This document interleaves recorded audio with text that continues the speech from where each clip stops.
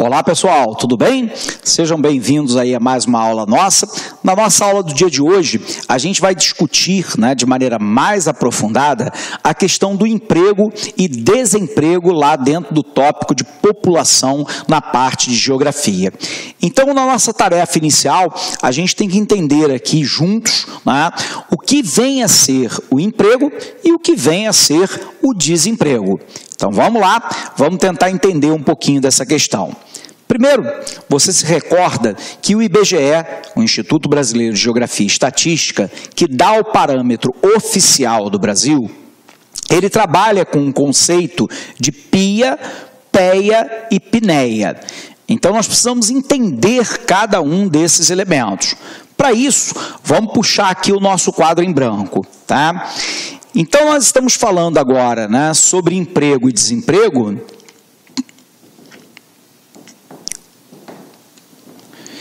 E nós precisamos saber alguns indicadores aqui fundamentais.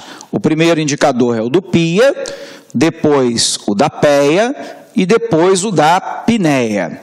Então vamos tentar entender, pessoal.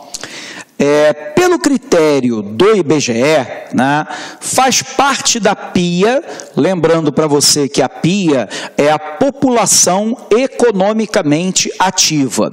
Perdão, é a população em idade ativa. Então, repetindo, a PIA é a população em idade ativa. Pelo critério do IBGE, a PIA é aquela parte da população que tem entre 10 e 65 anos de idade. Você poderia argumentar comigo o seguinte, professor, mas no Brasil, menores de 14 anos não podem trabalhar, pelo menos sob o ponto de vista formal. Entre os 14 e os 16 anos, pode trabalhar na condição de aprendiz. E como trabalhador pleno, assim reconhecido, só pode exercer atividade remunerada formal a partir dos 16 anos. Ok, você está absolutamente correto. Porém, o critério do IBGE é um critério aleatório, discriminatório, e ele entende que a população em idade ativa é a população que tem entre 10 e 65 anos de idade.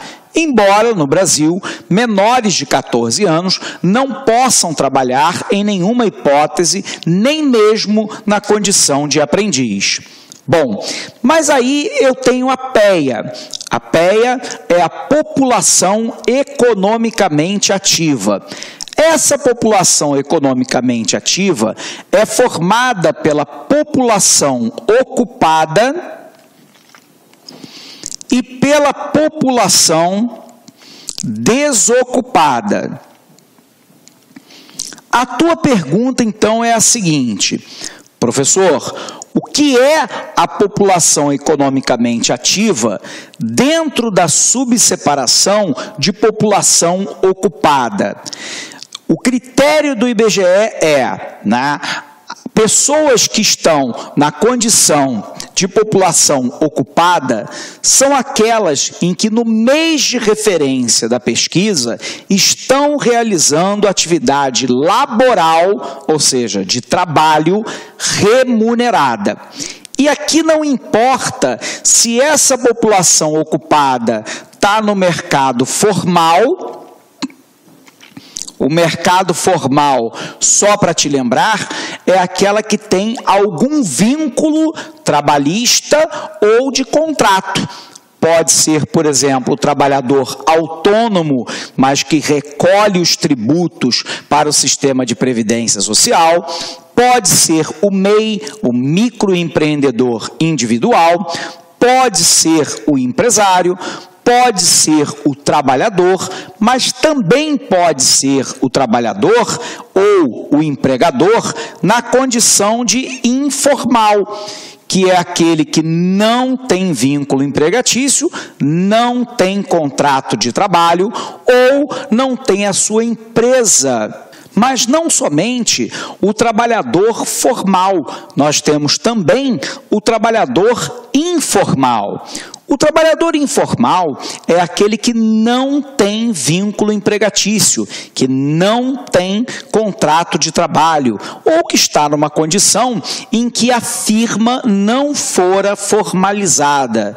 Observe que no Brasil nós temos um percentual de aproximadamente 44% da população economicamente ativa que está na condição de informalidade, ou seja, embora esteja executando atividade laboral remunerada, ele não se faz formalizado perante as autoridades brasileiras. Porém, a PEA, na sua população ocupada, inclui a população formalmente empregada ou informalmente empregada. Mas nós temos um outro conceito, que é a população desocupada. A população desocupada é aquela que, no momento atual, se encontra desempregada, porém, ativamente à procura de novas oportunidades de trabalho. E, embora ela esteja desocupada, ela também faz parte da PEA. E o faz por quê, pessoal? Porque ela está ativamente à procura de emprego. Não há nada que a impeça de obter, um emprego no momento presente ou no momento futuro, ok?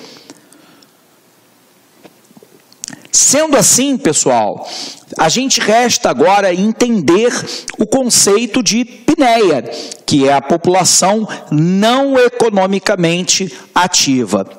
Dentro do conceito de população não economicamente ativa, se enquadram todos aqueles que estão desempregados,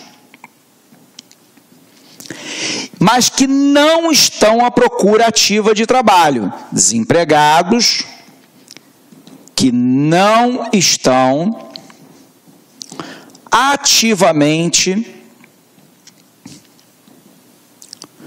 buscando emprego. Nós vamos dizer que esse grupo aqui é o grupo dos desalentados. Observe que desalentado, tudo bem, é aquele que desistiu de procurar trabalho formal ou trabalho informal. É aquele que pode até se tornar novamente empregado, mas desde que haja algum tipo de oportunidade ou convite que venha até ele, e não ele ativamente procurando emprego. O desalentado pode acontecer porque ele procurou por inúmeras vezes a atividade remunerada e não conseguiu, e dessa maneira ele está desalentado na procura de novo, ou porque o salário pago pelo mercado é um mercado muito baixo, ou porque a taxa de desemprego está muito elevada e as oportunidades, de trabalho são relativamente pequenas. Nessa condição, abre aspas, ele desiste de ativamente procurar atividade remunerada. Nesse caso, ele será considerado como parte da PNEA.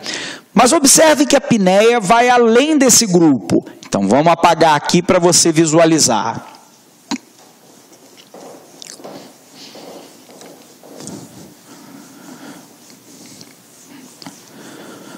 A PNEA, pessoal, população não economicamente ativa, ela também pega os estudantes, desde que esses estudantes só estudem, Então, mesmo que você tenha lá um jovem na faixa dos 20 até os 25 anos que seja universitário, se ele só estuda, ele faz parte da população não economicamente ativa, embora ele faça parte da PIA, que é a população em idade ativa. Observe que nós vamos incluir aqui também as donas de casa. embora a dona de casa sabidamente tenha um trabalho laboral muito grande, muitas vezes cuidando da casa, da alimentação, higiene e limpeza, cuidado dos filhos e por aí vai, ela não tem, formalmente falando, atividade remunerada e, portanto, ela será considerada pinéia. Mas nós temos também os aposentados que não trabalhem. Os aposentados que não trabalham, que só estão aposentados. Óbvio, então, né, que se eles só estão aposentados, eles fazem parte da pinéia, da população não economicamente ativa.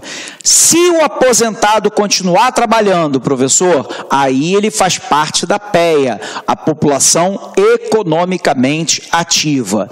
Nós poderíamos falar também dos incapacitados.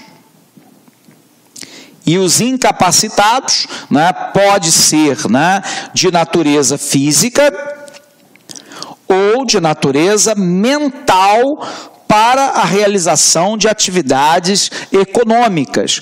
Então, por exemplo, né, existem pessoas, né, que pela debilidade, né, da sua incapacidade não conseguem fisicamente exercer atividade laboral remunerada. Então, a pessoa está fisicamente incapaz, né, de garantir o próprio sustento. Mas nós temos situações em que a pessoa tem capacidade física, mas não tem capacidade mental. Um exemplo aí grave disso seria, por exemplo, a esquizofrenia com tendência à violência e a surtos psicóticos, né? Essa pessoa, obviamente, em determinados momentos, ou boa parte do tempo, acaba tendo comportamentos, né, que não são comportamentos aceitáveis no mercado de trabalho, ou desejáveis, né? Obviamente não significa dizer que todo esquizofrênico esteja fora do mercado de trabalho. Não é isso. O que nós estamos dizendo é que determinados tipos de esquizofrenia, apenas como exemplo, acaba incapacitando a pessoa para a atividade laboral, porque ele cria mundos imaginários que não existem. Tudo bem? Então, nós poderíamos falar dos incapacitados física ou mentalmente, mas eu também posso falar dos doentes terminais, aqueles que têm lá uma doença qualquer que não é mais tratável e que, portanto, estão num nível de sofrimento muito grande e se encontram numa fase terminal. Vamos corrigir aqui. Os doentes terminais e que, portanto, né, dada a sua doença, a dor, ao quadro de debilidade, também não conseguem exercer a atividade remunerada.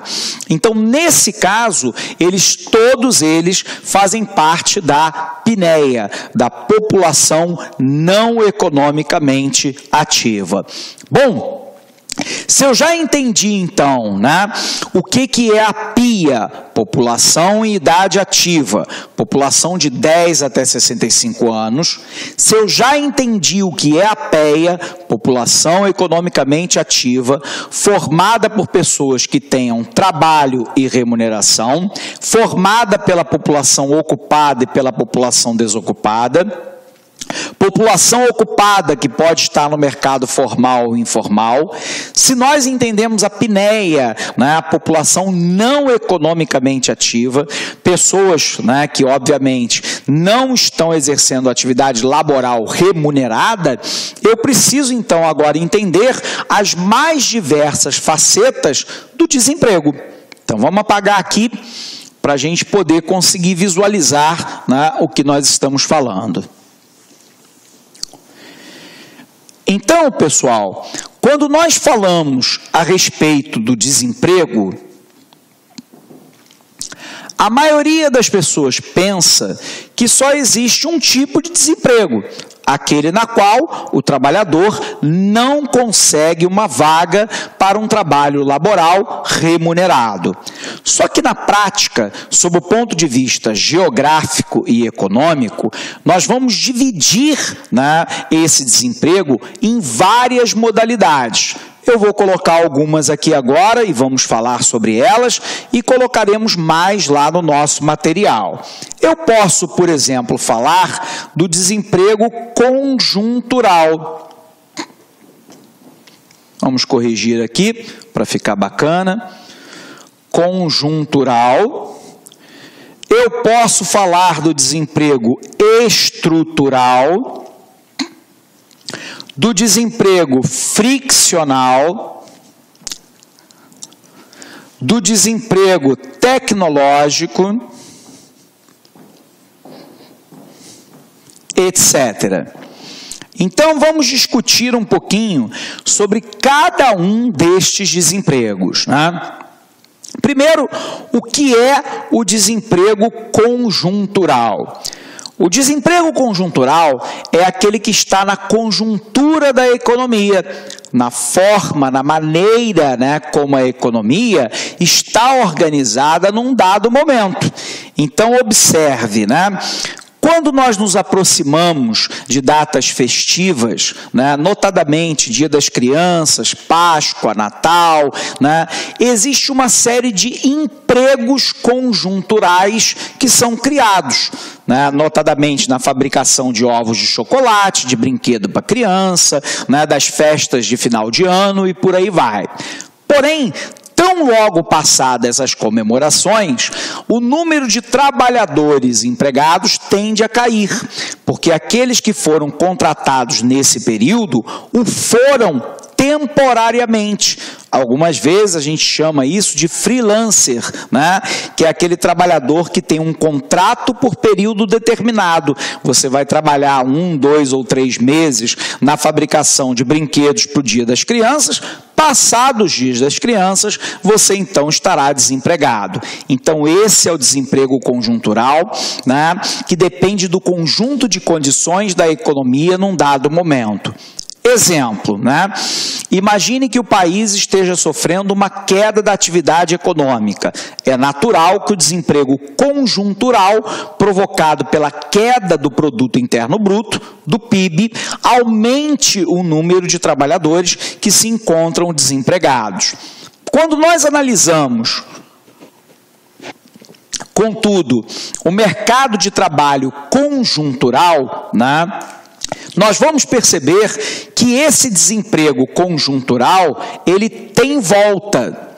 O que significa dizer que se o conjunto de condições for alterado no futuro, exemplo, a economia voltar a crescer, né, ao mesmo tempo, né, Dia das Crianças, Páscoa, Natal, Ano Novo, férias, as pessoas estiverem gastando mais dinheiro, as firmas vão voltar a contratar. Então, repetindo para você, o primeiro desemprego, que é o desemprego conjuntural, é aquele que está na conjuntura, na forma, na maneira como a economia, tudo bem, se apresenta no momento presente. Eu posso, então, ter emprego conjuntural, exemplo, trabalhadores contratados para a fabricação de ovos de Páscoa, e posso ter desemprego conjuntural, que vai refletir as condições da economia num dado momento. Exemplo, baixa da atividade econômica ou ainda fim de uma determinada, né, data festiva qualquer. Tudo bem?